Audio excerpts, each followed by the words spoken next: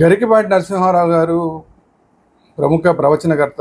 ఈ మధ్యకాలంలో ఒక విషయం మీద చర్చలు లేవనెత్తడం జరిగింది. అదేంటంటే ఆంధ్రప్రదేశ్ పేరు మార్పు చేయాలి. ఆంధ్రప్రదేశ్ ఇది ఏదో ఉత్తరప్రదేశ్, హిమాచల్ ప్రదేశ్ అలా నార్త్ ఇండియా కల్చర్ లాగా ఉంది తప్ప ఎక్కడా కూడా మన తెలుగు నేటివిటీని ఏమాత్రం చూపించట్లేదు. కాబట్టి ఇమ్మీడియట్గా ఈ రాష్ట్రం యొక్క పేరును మార్చాలి అని చెబుతూ దీన్ని తెలుగునాడులాగా తెలుగునాడు అని మార్చాలి, తమిళనాడు లాగా తెలుగునాడు అని మార్చాలి. రామారావు గారు కూడా ఇలాంటి ప్రయత్నం చేశారు. ఇలా కొన్ని విషయాల్ని ఆయన లేవనెత్తడం జరిగింది. అయితే ఇది జరిగిన మర్నాడే కమలానంద భారతీ స్వామి అట్లా కుదురుతుంది, ఎందుకు మార్చాలి, ఆంధ్రప్రదేశ్ పేరు ఎందుకు మార్చాలి, తమిళనాడు లాగా తెలుగునాడు ఎందుకు మార్చాలి, అలా మార్చడానికి వీల్లేదు అని చెప్పి ఆయన మాట్లాడారు. సో దీని మీద ఖచ్చితంగా ఇద్దరు ప్రముఖమైన వ్యక్తులు మాట్లాడిన దాని మీద ఖచ్చితంగా చర్చ జరగాల్సిన అవసరం ఉంది. ఏదో ఒక ఛానల్లో మాత్రమే దీని మీద చర్చ జరిగింది తప్ప, చర్చ కూడా కాదు, కమలానంద భారతీ స్వామి మాట్లాడారు, ఇంకొక ఆయన ఎవరో ఒకళ్ళు మాట్లాడారు. సో దీని మీద విస్తృతమైన చర్చ జరగాల్సిన అవసరం ఉంది. ఇద్దరు చెప్పిన మాటల్లోనూ కొన్ని మంచి విషయాలు ఉన్నాయి. వాటిని మనం తీసుకుని ఈ చర్చని ముందుకు తీసుకెళ్లాల్సిన అవసరం ఉంది. ఆంధ్రప్రదేశ్ పేరుని మార్చాలా వద్దా? ఖచ్చితంగా ఆంధ్రప్రదేశ్ పేరుని మార్చాలి. ఎందుకంటే మనకు అవసరం లేదు, నార్త్ ఇండియా కల్చర్ని మనం ఓన్ చేసుకోవాల్సిన అవసరం లేదు. ఇది హిమాచల్ ప్రదేశ్ లేదంటే ఉత్తరప్రదేశ్ లాగా మనదొక ప్రదేశ్ అని చెప్పి మార్చాల్సిన అవసరం లేదు. తెలుగు నేటివిటీ అనేది ఉండటం అనేది చాలా అవసరం. ఎంతవరకు ఖచ్చితంగా మన ప్రవచనకర్త చెప్పిన మాటని ఖచ్చితంగా మనం ముందుకు తీసుకెళ్లాల్సిన అవసరం. At the same time Kamalananda Bharati Swami చెప్పినట్టు ఇది నరసింహారావు గారు చెప్పిందేమో తమిళనాడు లాగా తెలుగునాడు చేయమంటున్నారు, తెలుగునాడు అనేది ఎన్టీఆర్ గారు అలా చేద్దామని అనుకున్నారని కూడా మాట్లాడారు.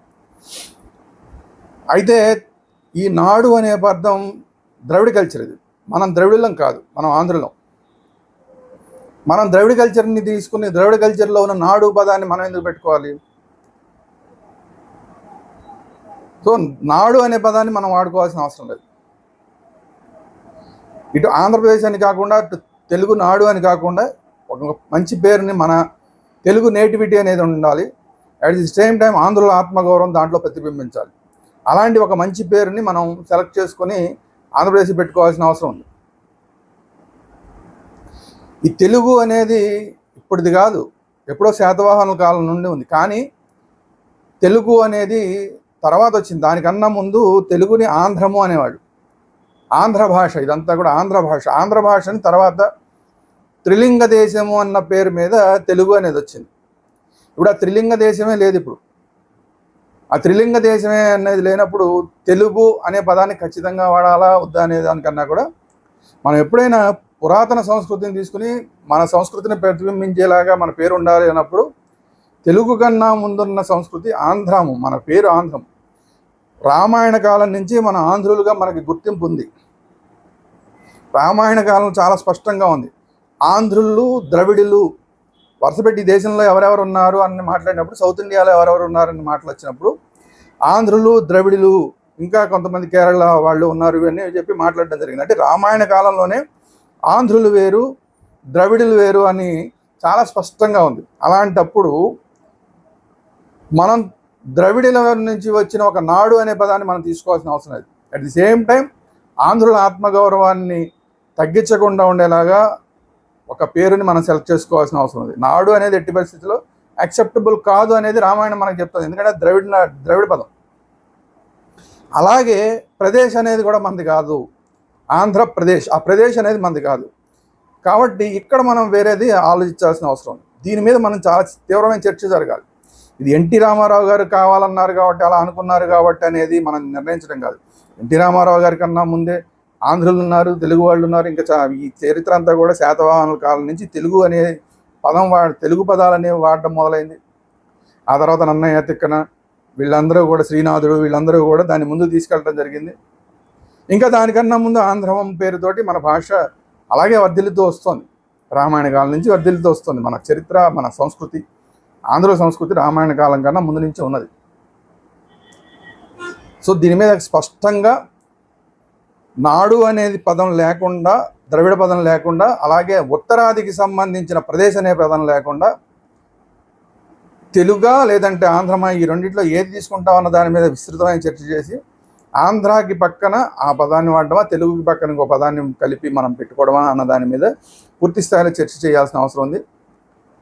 విచిత్రం ఏంటంటే ఇంత కీలకమైన విషయాన్ని గరికపాటి నరసింహారావు గారు లేవనెత్తిన తర్వాత దాని మీద కమలానంద భారతీ స్వామి వారు మాట్లాడిన తర్వాత చాలామంది రాజకీయ నాయకులు, మీడియా వాళ్ళని, అసలు రాజకీయ నాయకులు ఏమనుకుంటున్నారంటే ఎందుకులే దీన్ని అనవసరంగా కెలికితే అనవసరంగా రచ్చ అవుతుందన్న భయంతో ఉన్నారు.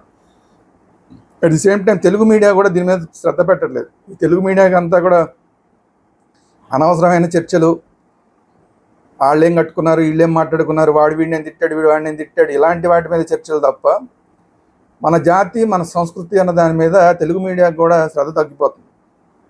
సో తెలుగు మీడియా కూడా ఈ చర్చని ముందుకు తీసుకెళ్లాల్సిన అవసరం అయితే స్పష్టంగా ఉంది.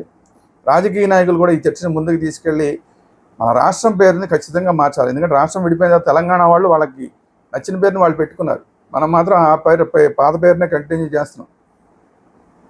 పైగా ఇది మాట్లాడితే, ఆంధ్ర అని మాట్లాడితే తెలంగాణ, రాయలసీమ వాళ్ళు వేరే మాట్లాడతారని మాట్లాడుతున్నారు కొంతమంది.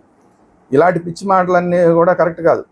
రాయలసీమ వాళ్ళు ఆంధ్రులు కాదని వాళ్ళు ఎప్పుడు చెప్పారు? వాళ్ళ మీద అభండాలు వేయటం ఏంటి? రాయలసీమ వాళ్ళ మీద అభండాలు వేయటం కరెక్ట్ కాదు. సో రాయలసీమ వాళ్ళ మీద అభండాలు వేసి తెలుగు అనే పదం పెట్టాలి, లేదంటే ఆంధ్ర అనే పదాన్ని తీసేయాలి, ఇలాంటివన్నీ మాట్లాడటం కరెక్ట్ కాదు. అందుకనే దీని మీద విస్తృతమైన చర్చ జరగాలి.